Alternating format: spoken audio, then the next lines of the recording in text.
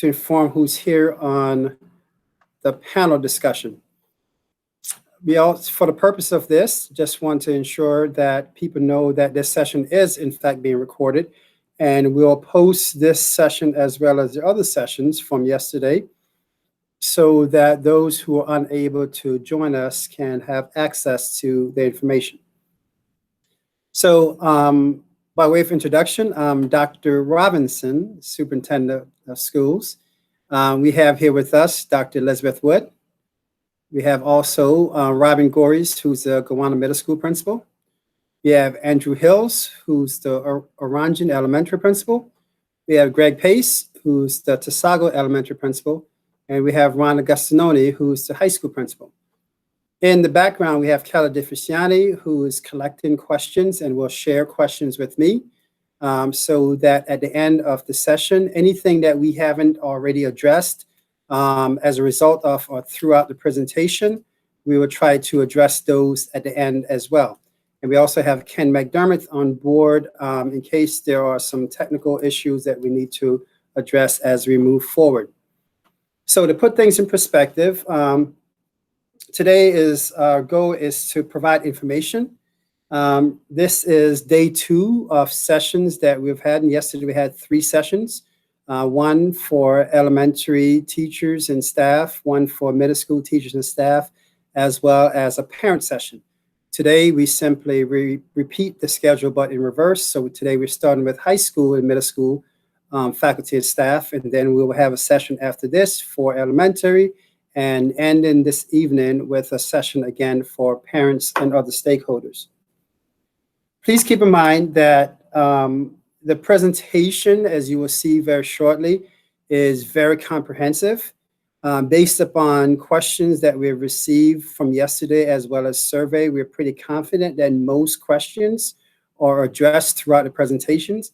However, we do in fact look at all the questions, and I will comment more on that once we get into the presentation as a way to guide our work as well.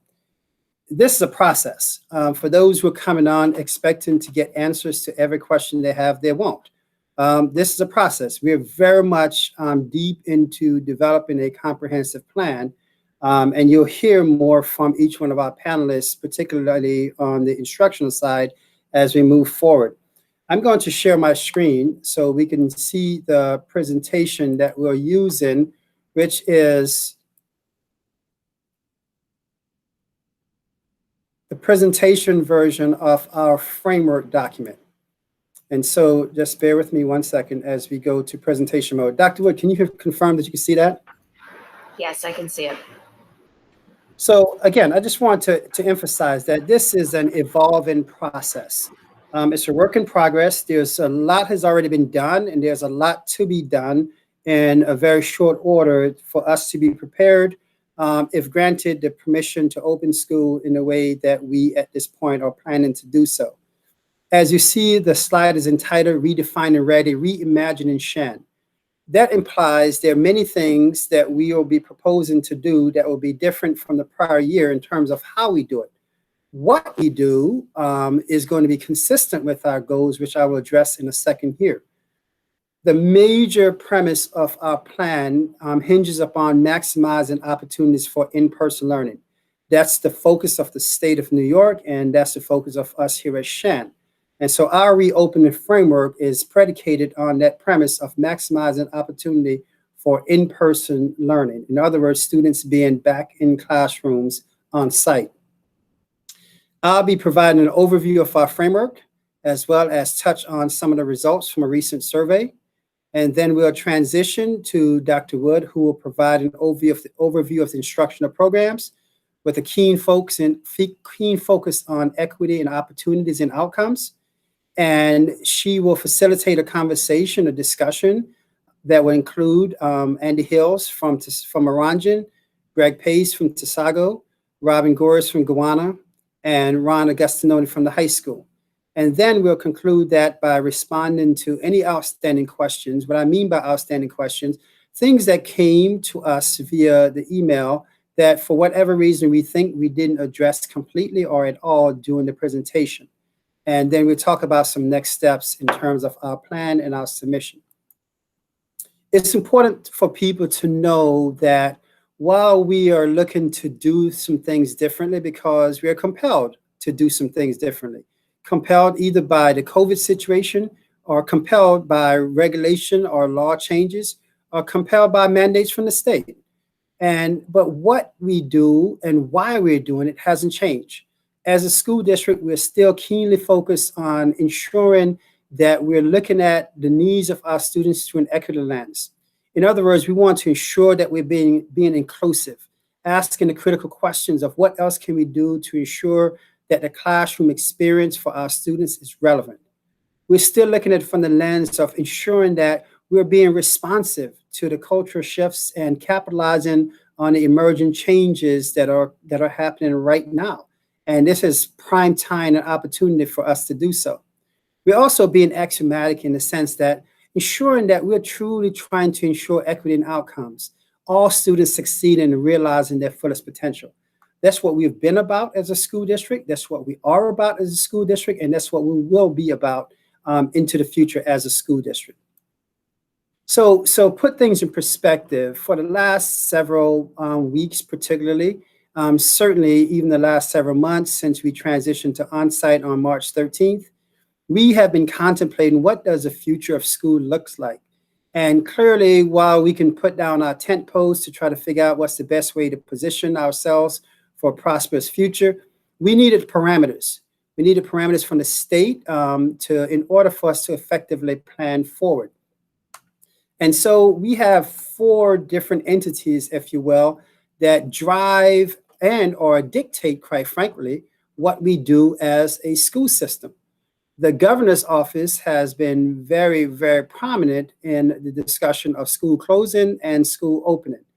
Recently, the governor, as a part of his last conversation, quite frank with you, about schools, outlined basically a formula that the state, his office, will be using to determine if schools will be open. And that's based upon the daily infection rate. Basically, if it's 5% or less over 14-day periods, schools could be open. Schools are closed if the regional infection rate goes beyond 9%.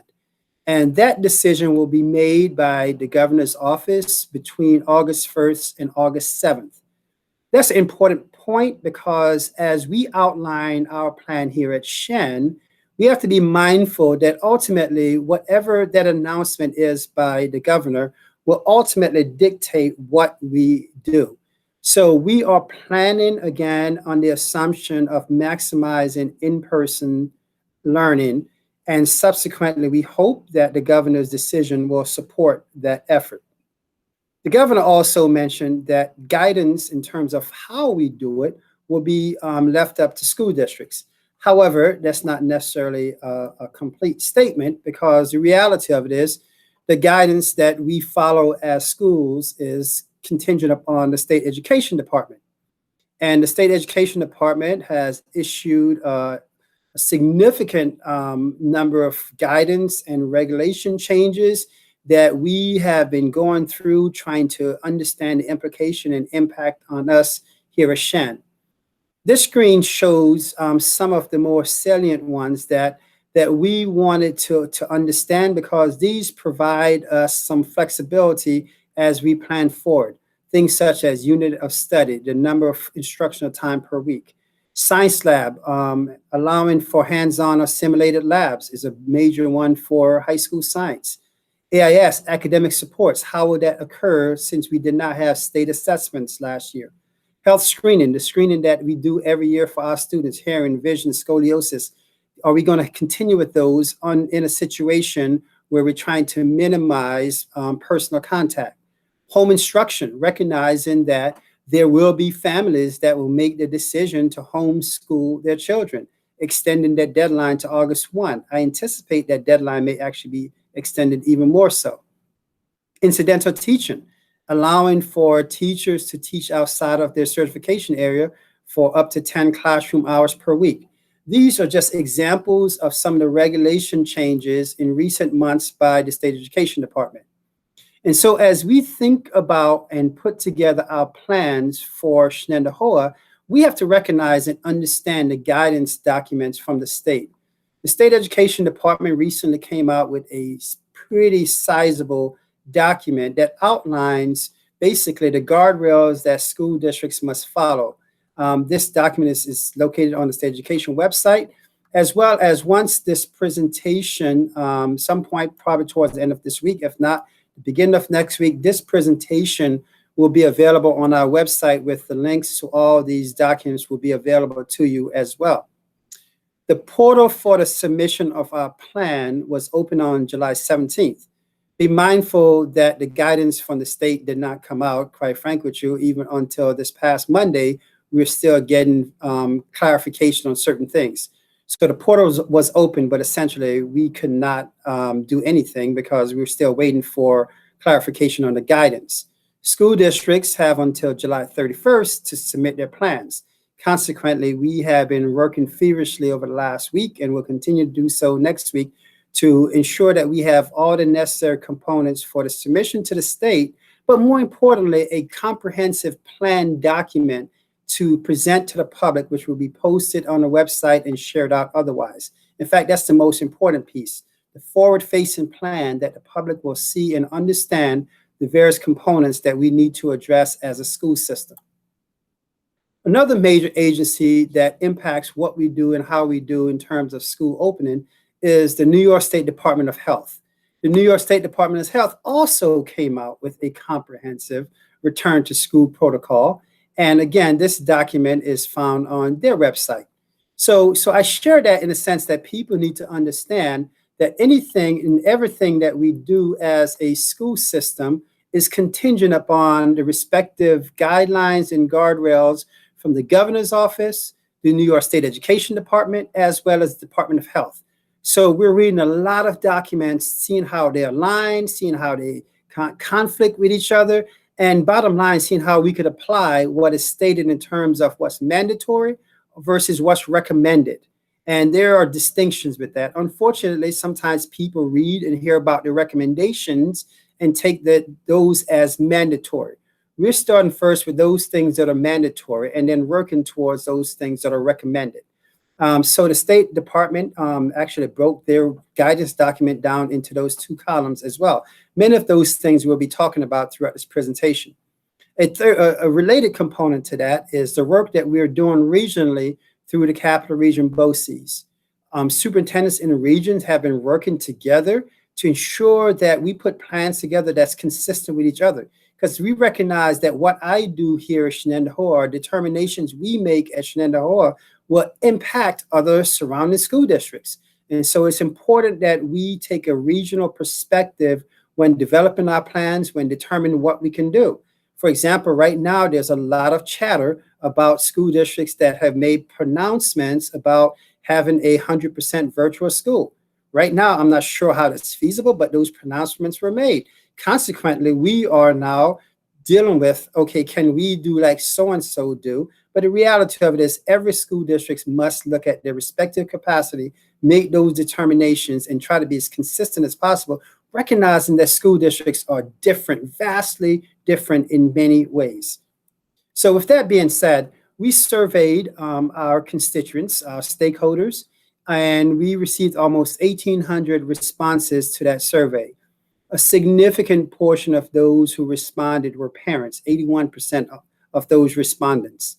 And not surprisingly, but yet, quite frankly, I thought we would have a higher level, considering the tremendous positive feedback we received from parents during the period where we went on-site learning on March 13th, technically on March 16th.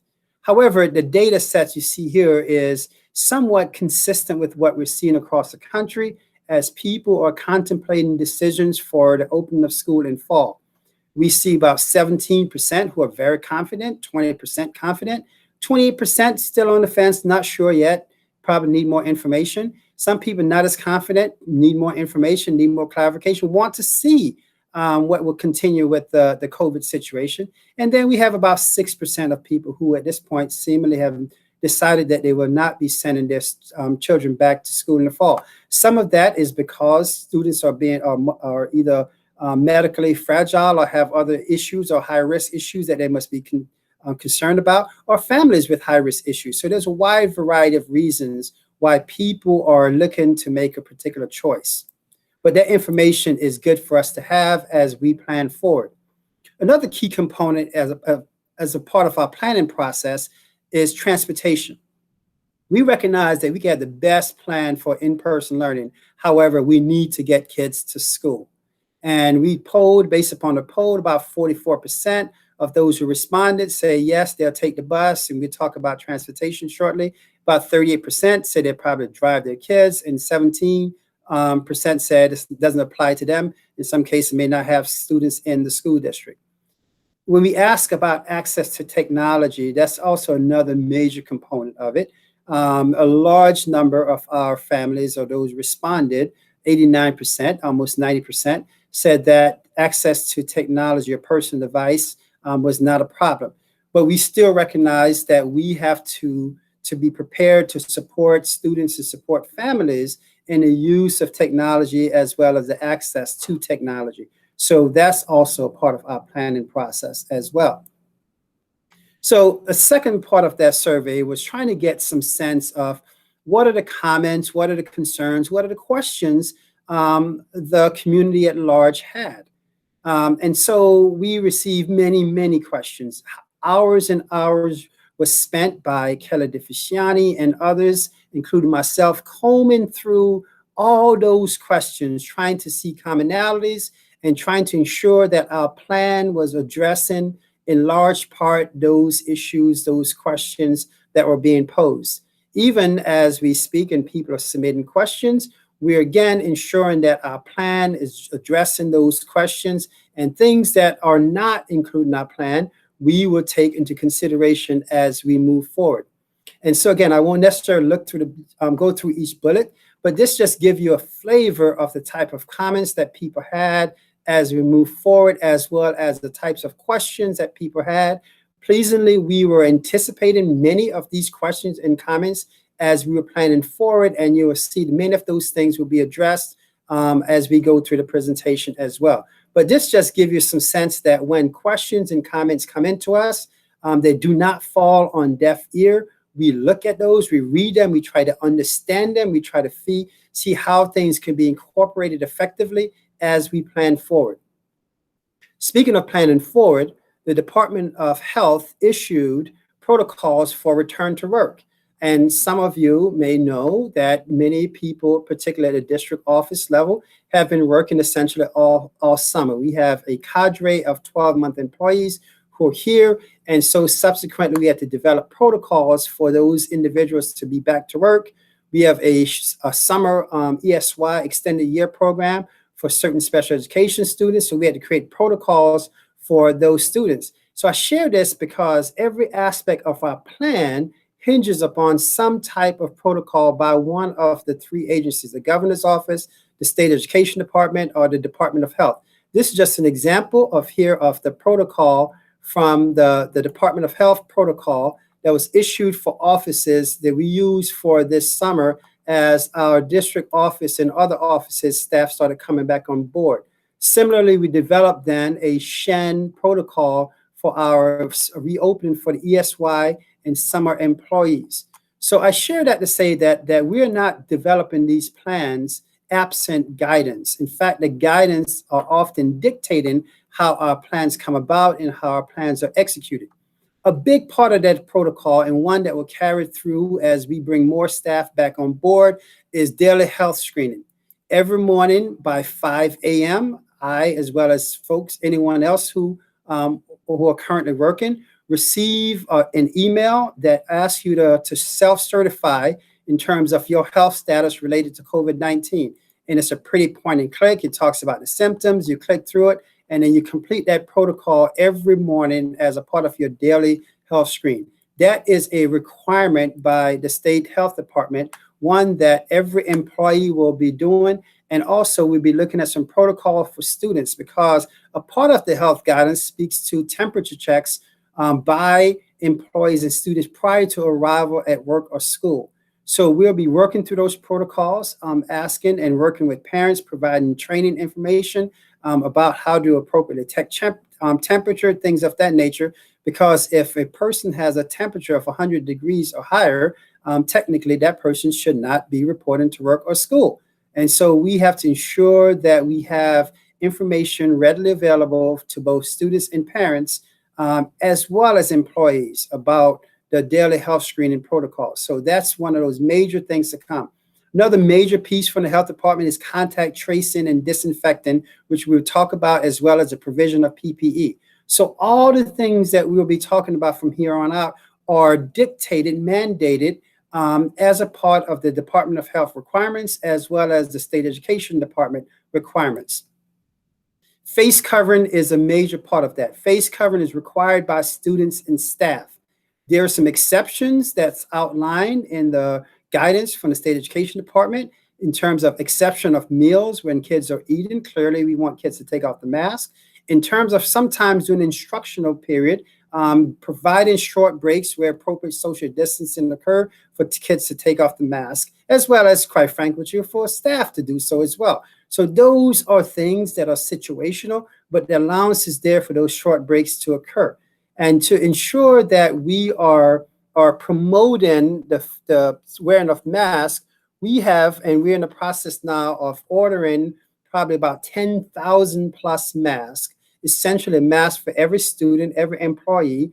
And those masks will be designed, if you will, with the name of each school building on it. So it's one of those neat things that not only are we addressing the safety, but quite frankly, we're creating some camaraderie amongst students and staff as well. So face mask is a major undertaking, major purpose. And we'll even send videos about what's the right way to put on your face mask, so people are aware of how to do it and recognizing that this will be a requirement. Anytime you're in a school building, you must have on a face mask. As superintendent of schools, I have my mask with me all the time. In fact, I have several masks because it's not only a requirement for schools, it's a requirement across the state. And so subsequently, people are already accustomed to wearing masks. Spatial relations is a big part of the process as well. And so we've been measuring different spaces to determine the capacity, particular classroom capacity, to ensure, or should I say, to maximize on-site learning. This is a picture of an elementary classroom, basically spatially relations 6 feet apart from head to head, just to give you a flavor of how classrooms are done. And personally, I've gone into these spaces because it's important. We simply can't say what we're going to do. We actually have to see it, to understand it, to appreciate it as well. In fact, we recently had a leadership academy with all our administrators and supervisors, and we actually sat in classrooms. So people have an appreciation of what it feels like to be in a classroom that's set up for social distancing. Again, we have to live what we are requiring of others to do. Similarly, we did a classroom at the middle school, and you see here a middle school classroom, very similar layout, very similar setup. And also capacity at the high school. A high school classroom, you will see shortly here, very similar setup as well. And for whatever reason, we're hesitating. You see a similar classroom at the high school. And so the point I'm making with this, spatial relations and understanding spatial relations is an important piece of this. And as a result of all those analysis of looking at respective classrooms, looking at how we repurpose spaces, we have landed on what we're calling right now the sweet spot of 18 desks in the traditional classrooms. I use the word traditional classrooms because there are some spaces that are smaller, and there are some spaces that are larger that we'll try to maximize the capacity and go possibly beyond 18 in certain places, particularly if we start to repurpose and have to repurpose spaces such as gymnasiums or libraries to ensure capacity for classroom purposes. So we want to do that as much as possible. So spatial relations is a major part of our reopening plan. And when we can't have 6 feet, trying to have physical barriers, a lot of that occurs in offices and workrooms. And this is to give you an example. This is a high school East workroom where we've gone through and tried to move desks and use file cabinets as barriers as much as possible, things spaced 6 feet apart, recognizing that in order to do this, we have to also have locations for desks that are not, it's not feasible to have those desks in the same space. Similarly here at High School West, you see another workroom situation that we have gone through already, to look at the spatial capacity in those spaces. It's important for us to know this in advance in order for us to plan our capacity moving forward.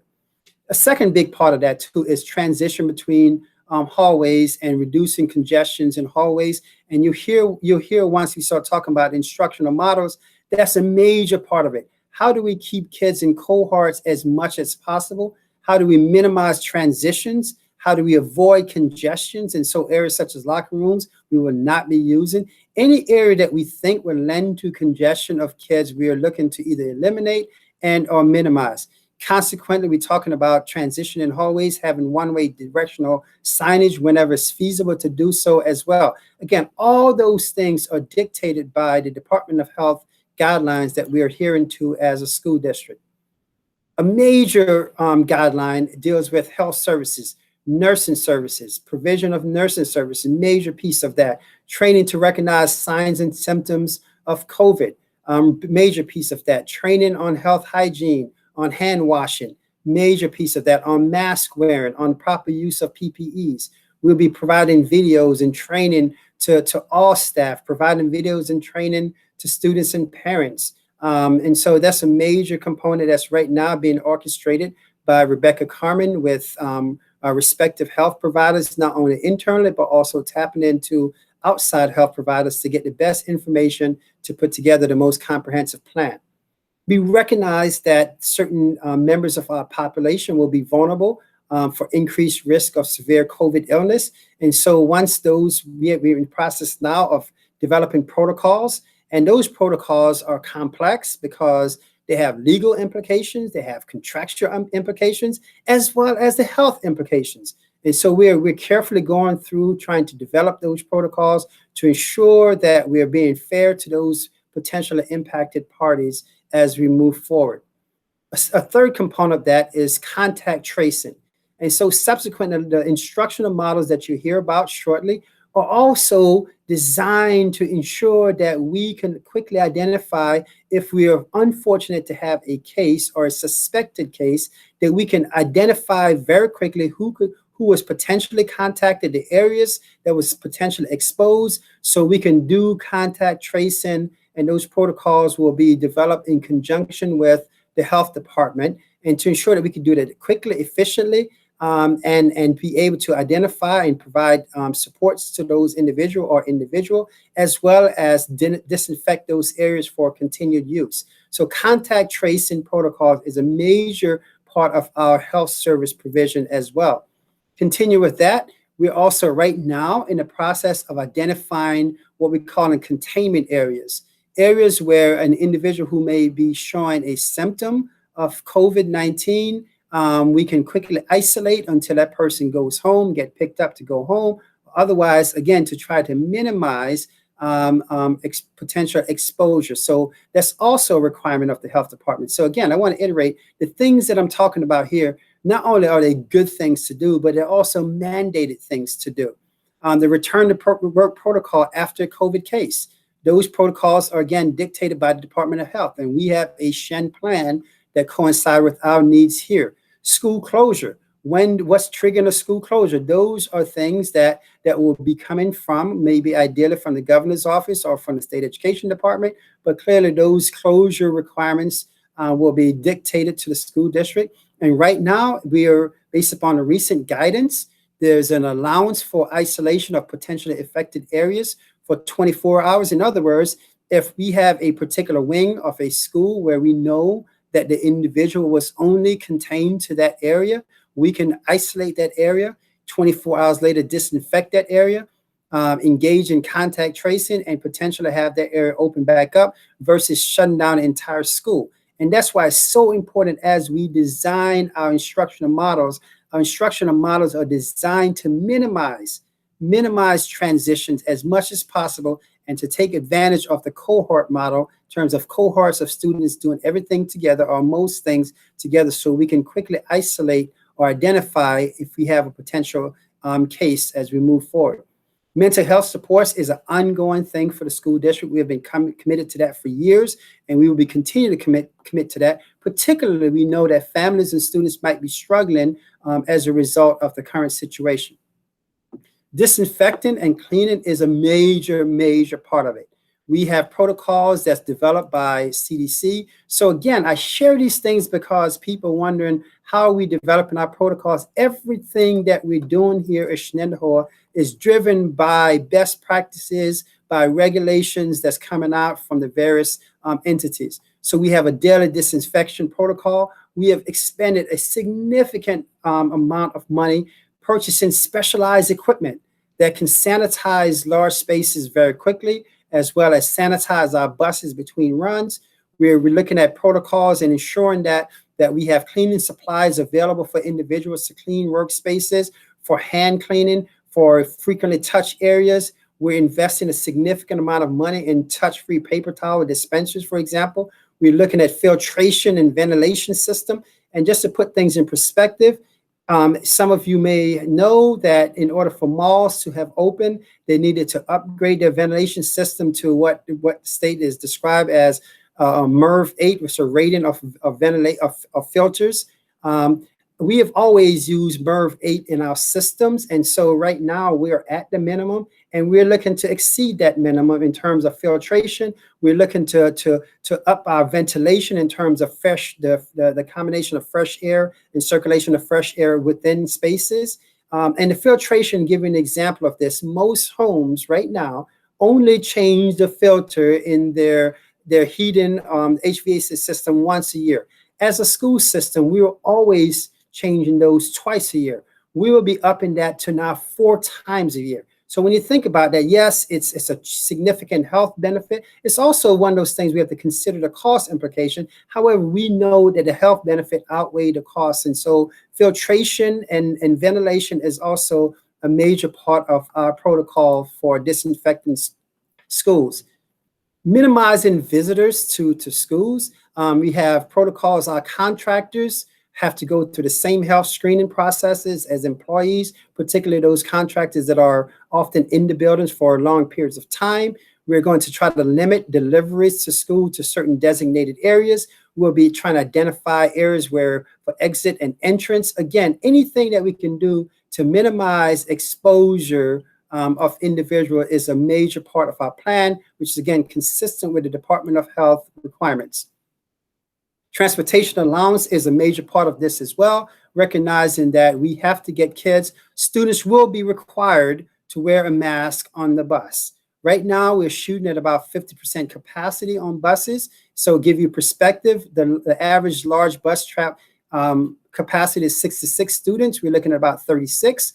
We recognize that we could assign siblings to shared seats. We're looking at staggered drop-offs to ensure, again, having large number of kids coming off the bus at the bus port at the same time. We're looking at how do we have capacity for outside district runs. So as you see, many components to even transportation. The disinfectant of buses between runs is a major part of that. We'll be encouraging parents to drive kids, recognizing that the more parents drive, that's the less capacity that we have to have on buses, and the safer the potential the situation might be as we move forward. However, we do recognize that as more parents drive kids, that creates a situation of more traffic on campus, which is another issue we have to contend with. Food service is a major part of this. We're looking at how do we have social distance seating areas in cafeterias, how do we have prepackaged lunches so we can have the potential delivery of lunches to classrooms to, again, keep cohorts of kids together and try to minimize transitions. So all these are major pieces of the plan that we're in the process of fine-tuning as we speak. And so with all that being said, I just want to keep things in perspective as we prepare to transition to the instructional side. There are many things that we're doing. And everything that we're doing is either dictated by the guidelines from the governor's office, the state education department, the Department of Health, and as well as what we know and what we want based upon feedback from our stakeholders, based upon our experience as a school system in terms of a quality educational experience for our students. And so with that being said, I'm going to transition to Dr. Wood, who's going to talk about, as we think about education, think about that notion. It's beyond a notion, actually. It's our commitment for equity and opportunities and outcomes for our students as we plan ahead. So at this point, I would like to transition to Dr. Wood. Great. Thank you, Dr. Robinson. So we learned a lot from March to June of last year. And we obviously last year had in-person schooling and remote schooling. As we look to the coming year, given the options of in-person or hybrid, and knowing that we need to have a plan in the event we need to move to remote, we did think about where did we experience the greatest challenges and where did we hear feedback from families that indicated the greatest need for daily on-site instruction, and that was certainly at the early grades. We have formulated a plan that intends to bring in K through 6 on a daily basis, kindergarten through 6th grade every day, and 7th through 12th grade in more of a hybrid model where they would be on campus 2 days and then learning from home 2 days at the same time that they would have been in school attending those same classes. So coming up with a more structured approach for a hybrid model. We also know that we have students in certain specialized special education programs that need to be on site learning daily. So we are planning for students in our FSD, ISD, and MOVE classrooms, students who are in grades 7 through 12, who would otherwise be on the every other day or the 2 days on, 2 days at home model, would be attending school daily. Obviously, the English as a new language services would continue as scheduled. We are currently looking at online learning opportunities for students from vulnerable populations, meaning vulnerable in terms of their health, examining regional approaches to providing this type of educational resource. May not be fully live every day. It may be some posted recorded lessons, but that is something we are investigating currently. And certainly, as always, there is the option of for parents to choose to homeschool their children. There's a formal process that is outlined, and you can access that on our district website. We know it's really important, particularly as we plan for the potential to need to go to virtual again next year, and we need to be ready for both the on-site and the potential for virtual, that students need access to technology. And thankfully, it turned out to be fortuitous that our students in grades 6 through 12 had one-to-one Chromebooks. We certainly did that for reasons to support education, not because we ever anticipated a global pandemic, but it did serve us well. At K through 5, we ended up loaning, I think it was close to 600 Chromebooks to families who had a need. And we are gearing up in the event that that happens again to be able to loan as many, if not some additional devices as needed. We're also having conversations while we're hoping to be able to expose students to and have students learn the majority of the curriculum for our courses. We also know that it's going to look different. When students are in school for 2 days and at home for 2 days, that is a different type of instructional model. And all along, we would like teachers to be thinking about, how do I make my priority in terms of my daily plan? And those plans should focus on what are the skills that students will most need as they transition on to the next level or the next course. And so those become our high value areas of focus and what we want to be designing our lessons and activities around. We also, with the shift to going out of school in March and the newness of virtual instruction, plus the number of challenges that were happening for many of our students and families at the time, moved to the EOL-NYL grading structure, the evidence of learning or not yet learned. We know that while it worked and people made it work, it certainly will not be the ideal approach with a return to school in the fall. And therefore, we have been working to develop a standardized grading rubric. And I know teachers in grades 6 through 12 are already somewhat familiar with this, as we had a module for this on Superintendent's Conference Day in June. And here is where we were outlining various levels of learning and then the SIS score that would correspond with that. So looking to have kind of a standardized grading rubric that gives different levels of learning or proficiency with descriptions that speak about the learning associated with that level, and then the score that would then go into SIS, knowing we are not comfortable going back to a 101-point grading scale, especially given the fact that we will certainly start the year hybrid, we hope, and then at some point we may need to return to virtual.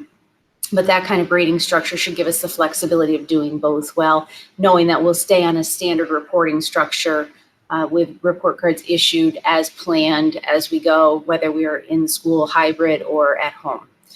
We are also looking at supports or best practices related to online learning. I know our teachers did a great job pulling together resources and sharing materials with students.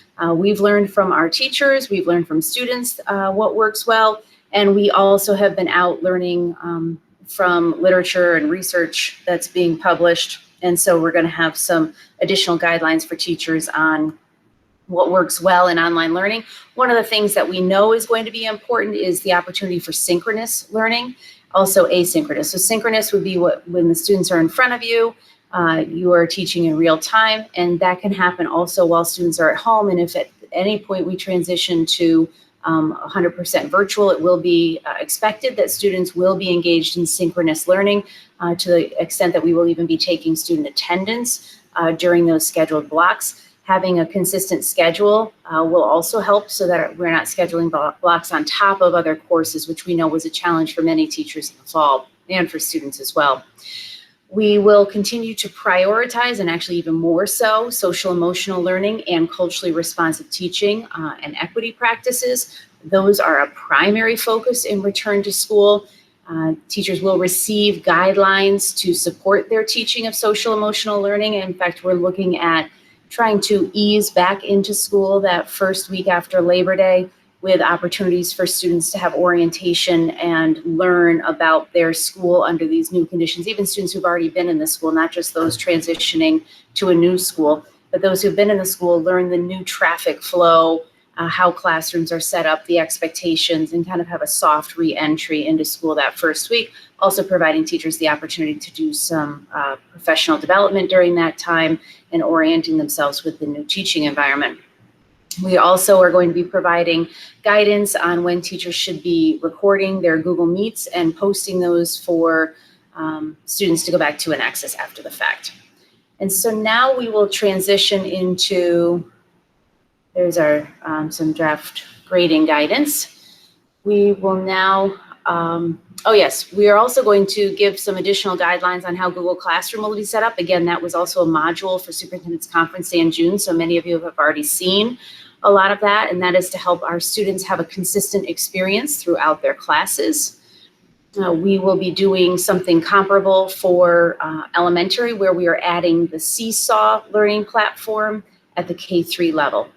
Also in the process of developing professional development for teachers for teaching in a block, knowing that this was a plan we intended to implement in 2021-22, not in 2020-2021. And unfortunately, our entire professional development on March Superintendent's Conference Day last year ended up being interrupted due to our being out of school. But we are planning professional learning for teachers to help them feel more confident in teaching in the block and start to think about their planning differently. I already mentioned the social emotional well-being. So as we transition to taking a look at specific plans for elementary, I will turn it over to Andrew Hills, principal of Oranjan, and Greg Pace, principal of Chisago Elementary, to provide some background as to where they started first in their attempt to get K-5 students back on site daily, what their first priorities were to attend to. So our first piece was looking at space and looking at the 6 feet requirement. And after we were able to identify classrooms that we could do and accomplish that task, we wanted to make sure we could get all students back. And then we checked that off. We were able to get all of our students back. The next step is really looking at the program and the staffing of extra rooms that'll be needed, because we'll need classrooms with fewer number of students in them to accomplish that 6 foot distance and to ensure the safety of those in the school. You heard a little bit about Dr. Robinson and Dr. Wood speaking about synchronous and asynchronous learning. And on the bullet on the slide that's in front of you right now, you see that it's maximizing contact time. For synchronous and asynchronous learning at the elementary level, though, since we are having all of the students come back K-5 and actually K-6, and you'll hear from that from Mrs. Gowries in a little bit. that synchronous and asynchronous learning will look a little bit different, where there's an opportunity for us to have the teacher in front of students for live instruction, but also there might be an opportunity for virtual instruction to be happening inside of the same building as well at the same time. So you could be broadcasting a lesson to a room right next door to you in theory. And to that note, though, Mr. Pace and I are going to be meeting with a group of teacher stakeholders from the elementary perspective on this Friday to go down and look more at these models. We want to have the best curriculum model and delivery model that we can have moving forward. And there's still some good work, exciting work, and a lot of work to do, certainly. But all of our plans, all of our models, make sure that we certainly are focusing on the best plans we can have for curriculum, but also our health and safety needs. Great, thank you. And I know sometimes our go-to at the elementary is to focus on ELA and math when we have the opportunity or we have shortened time with students. Mr. Pace, if you want to talk a little bit about areas of focus for us upon return to school.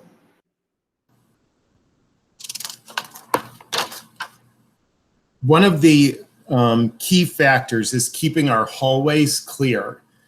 So traditionally those hallways are going to be filled with students during that transition time. So we're looking at ensuring that our hallways are clear and that we are ensuring that social distancing. So lunches might look a little bit different.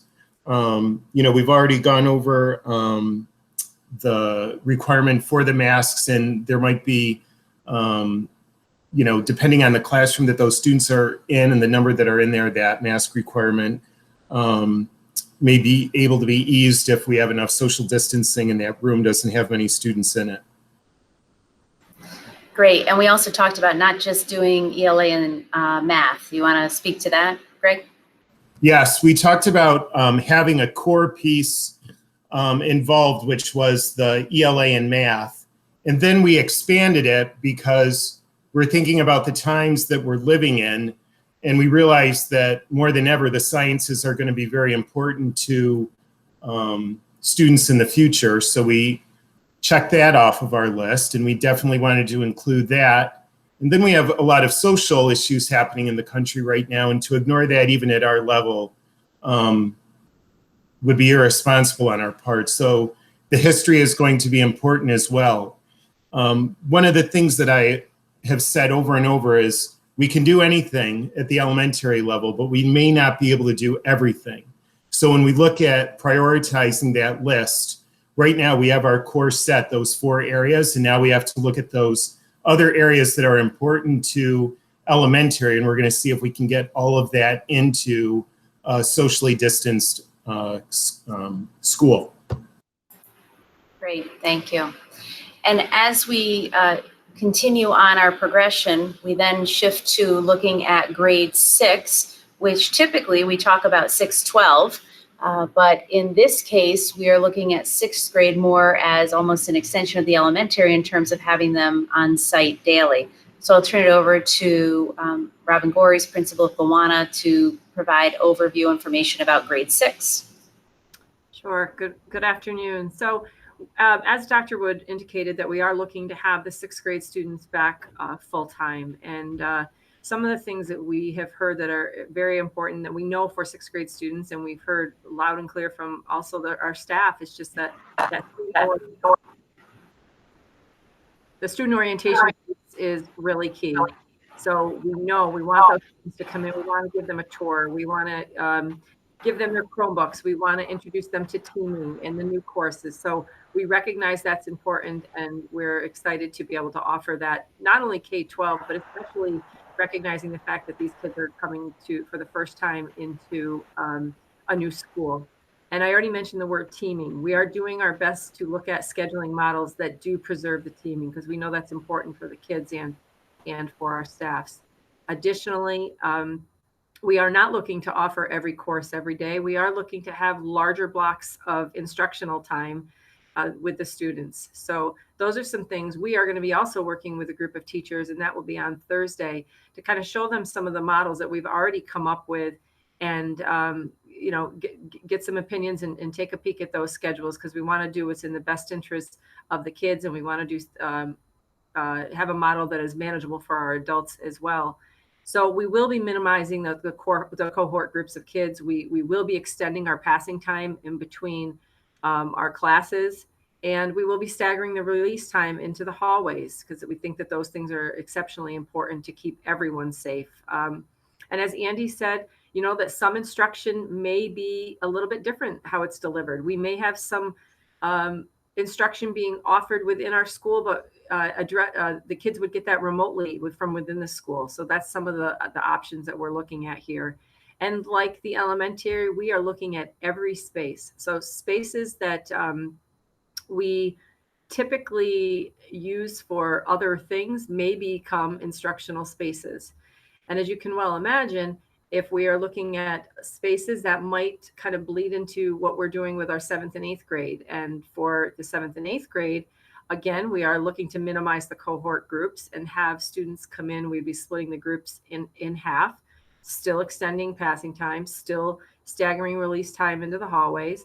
But we do want to consider the number of classes that our 7th and 8th graders are responsible for each day, whether they're in school or out of school.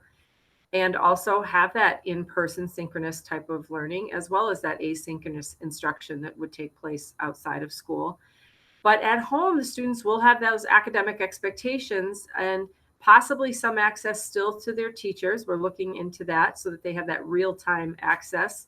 And we're working out the kinks with that. And as I said, attendance will be taken every day. And again, we're looking at those spaces creatively, and we're looking to have that schedule that we can pivot if for any reason we have to switch to that 100% online. And looking to schedule all courses, but you can well imagine that that's going to be problematic due to some of the spatial relations. So we are looking we're looking to schedule those, but that could be problematic as well due to health and safety reasons. So if you want to go to the next slide, one more.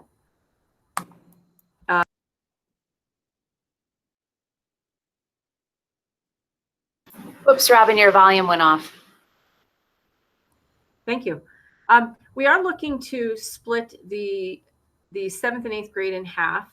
It is our goal to, if we have siblings in the 7th, 8th, even in the 6th grade, well, the 6th grade would be every day, but the 7th and 8th grade, and potentially even high school, we'd be looking to have the groups in a cohort group. So if you look at the picture on the screen there, if a student is in group 1, we would look to have the 8th grade, if it's a 7th and an 8th grade student, we'd look to have siblings in the same cohort group. And that would mean that they would come to school on those days. So they would come to school 2 days.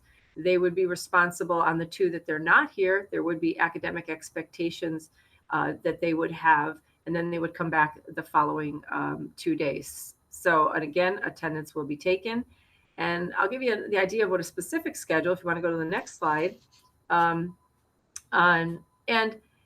we have specifically, so if you look on the left there, that is an idea of what we have for our previously that we had in this past school year. We had a 9-period day, and then a student's schedule would look something like this. Again, this is just a model that we have kind of looked at here, and that's where the students would still have their 8 classes, but they would be in longer chunks of time. And you can well imagine that for many health and safety reasons, that this would be more optimal to have the larger chunks of times.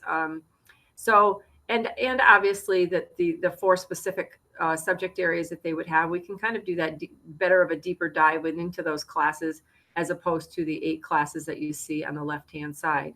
So just to kind of talk just in terms of best steps, our next steps rather, is we're just going to be looking to finalize a schedule that's going to work for our 6th and 7th and 8th grade, and looking at staffing and which students come in on which days, and certainly look at scheduling our students with special needs. So there's still a lot of work to do, but I do look forward to our teacher group joining us tomorrow to continue the work that's already been done. Thanks, Robin. And one of the points that you hit on, and I want to emphasize again, is that with that block schedule, the expectation is that the 7th and 8th graders who are home, and also the 9th and 12th graders who are home on their 2 days, are expected to be engaging in, if it's English time on a Monday and yet it's their home day, they would be expected to be engaging in English at that same time.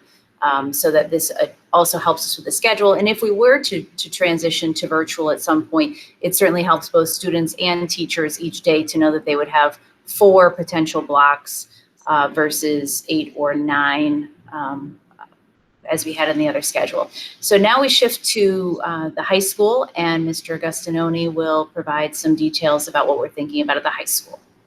Yes, and the benefit, I guess, of being last to the 3 levels is a lot of the thought process at the high school has been what has already been said. You can hear the bell ringing here if you haven't heard that in a while. You know, what Robin said and what Greg and Annie said, same ideas. We've just to add to, we've all spoken about student experience and how that is important. We don't want that to be an adversary to public health.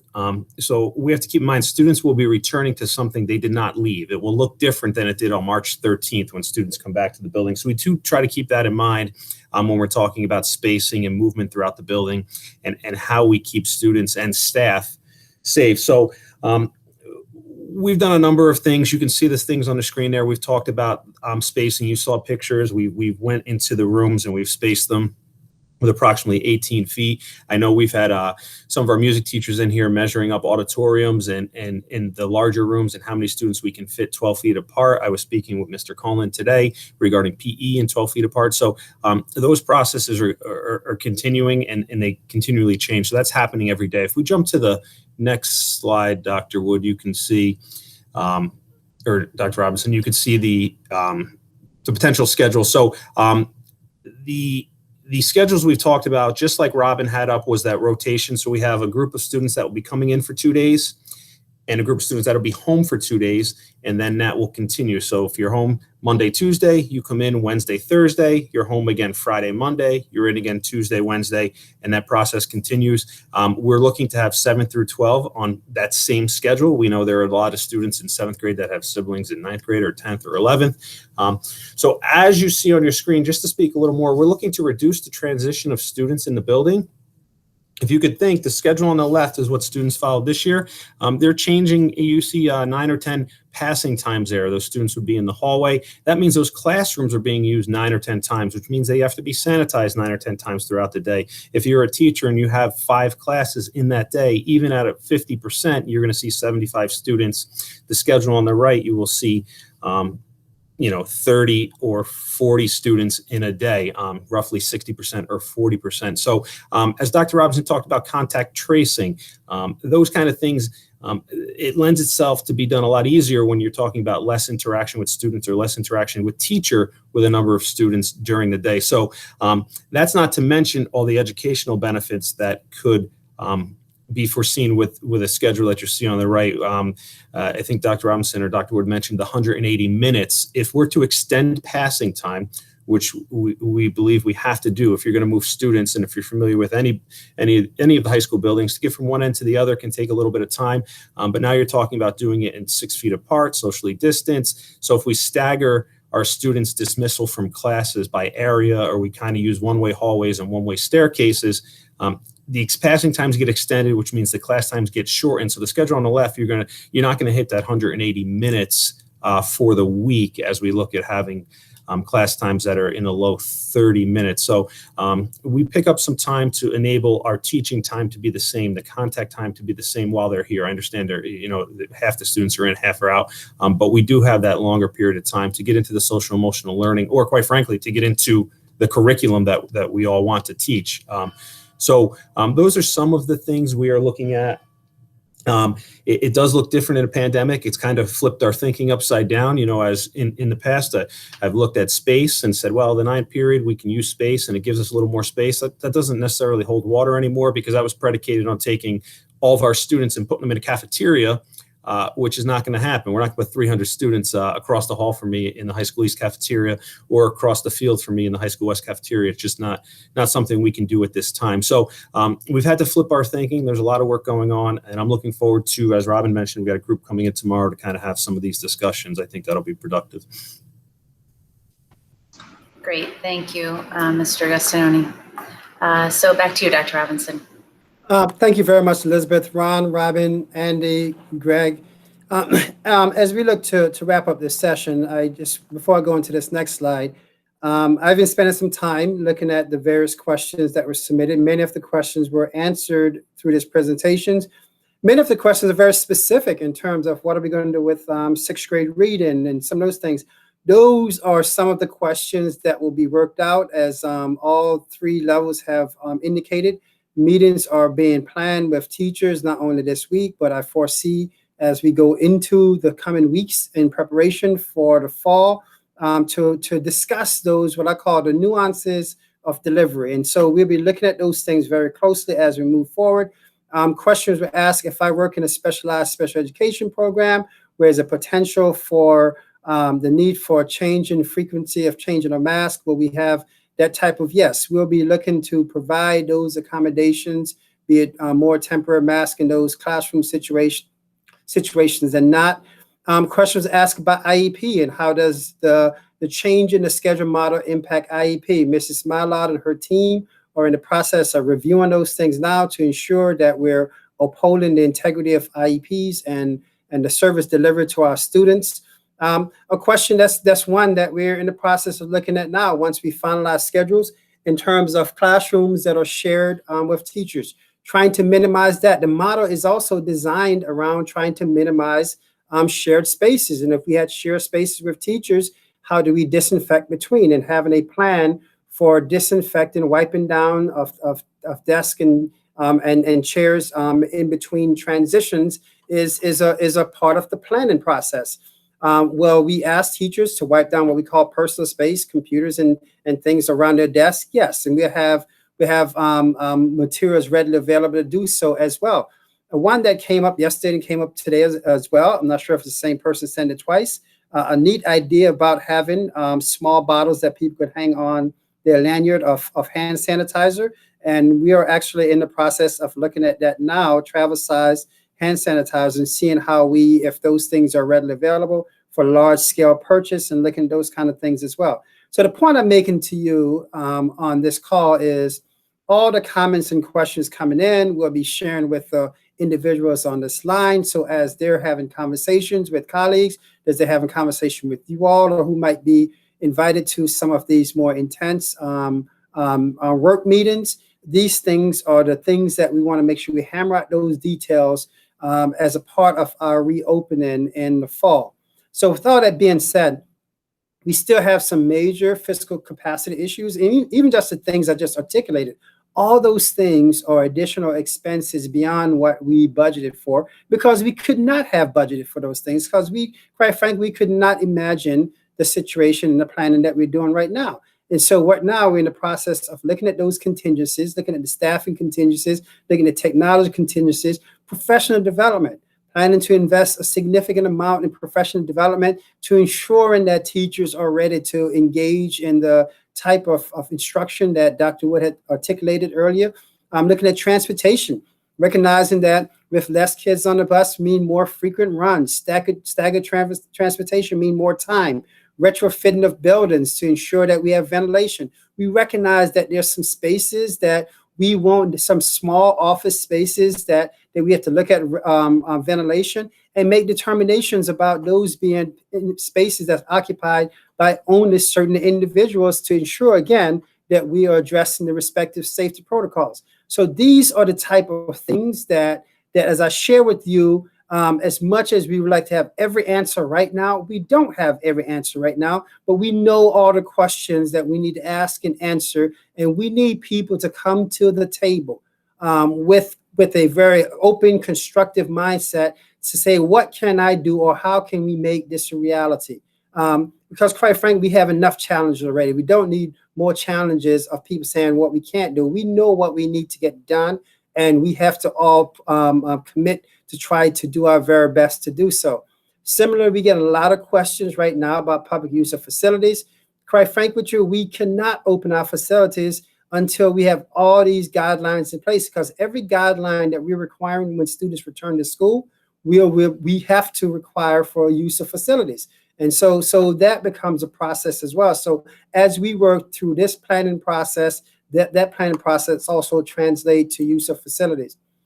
Just to give us some next steps, it was mentioned many times that we're meeting with different members from different collective bargaining units to work through some of not only the logistics, the contractual implications, all those type things. And I'm confident, maybe I'm naive, that our unit leaders, our collective bargaining unit leaders are supportive of the effort. We saw that in conversations we have had over the course of the next several months.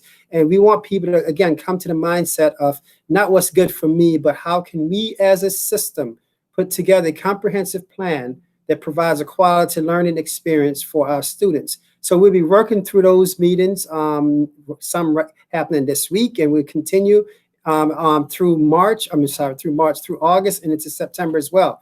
In terms of submission of plan, the ad hoc committees will be meeting again 3 times again, the 27th, 21st, 27th, 29th, to work through all the details. Our plan will be submitted to the state, but even beyond that, we'll be working out the details and the specifications in August and even into September, as Dr.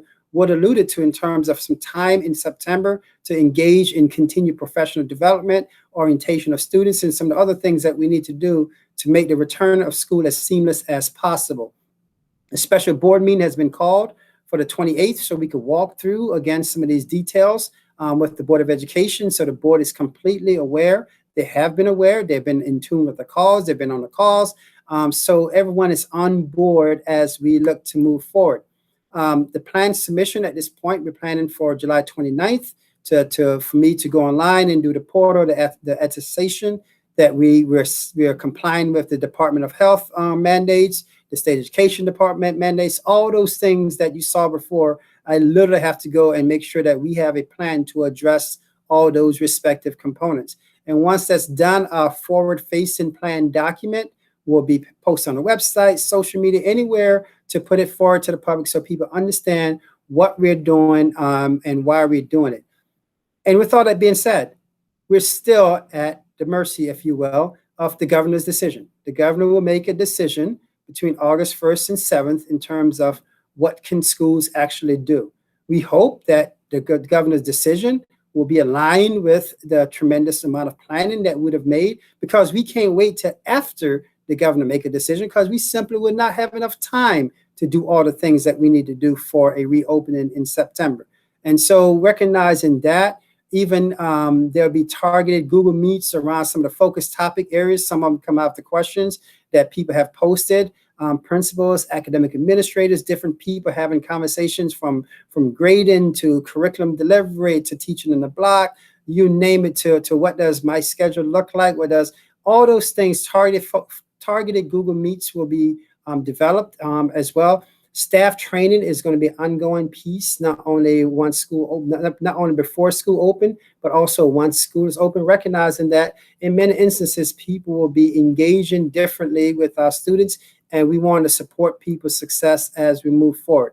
So again, there are a lot of questions submitted.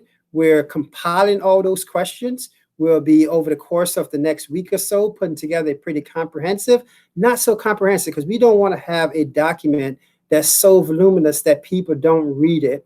We want to concentrate on frequently asked questions and provide answers so there's a consistent response to the answers. The worst thing we can have is people having different interpretation to different things and drawing conclusions and creating more confusion.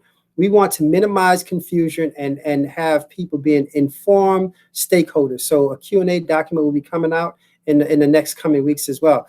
So that's where we are. Everything that we're doing, again, all these are hyperlinks. These are documents that countless hours have gone into. I can say personally for myself, every document that's linked on this, I have read through, because all these documents are driving our plan.